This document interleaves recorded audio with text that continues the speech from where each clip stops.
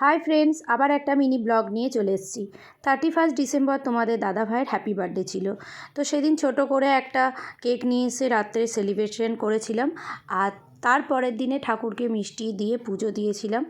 আর যেরকম বার্থডে দুপুরে রান্নাবান্না হয় সেরকমই রান্নাবান্না করে তোমাদের দাদাভাইকে খেতে দেওয়া হয়েছিল। আর বিকেল দিকে একটু ডেকোরেশন করেছিলাম, একটু বেলুন দিয়ে, আর একটা কেক আনা হয়েছিল। আর প্রত্যেক বছরই এটা ঘরোয়ার মধ্যেই করি, আর আমি এরকম সিম্পলের মধ্যেই করি। তারপরে আমরা কেক কাটিংয়ের পরে একটু বাইরে গেছিলাম নিজেদের মধ্যে একটু ঘুরতে। তো আর রাত্রে কিন্তু হয়েছিল পোলাও আর ঘুগনি। তো তোমরা এই ব্লগটা তোমাদের কেমন লাগলো অতি অবশ্যই জানিও কমেন্ট করে। আর তোমরা কিন্তু আমার যে বড় ব্লগ আছে সেটা কিন্তু চলে গেছে, সেখানে কিন্তু তোমরা গিয়ে ভিজিট করতে পারো। এরই সাথে মিনি ব্লগটা শেষ করছি। টাটা।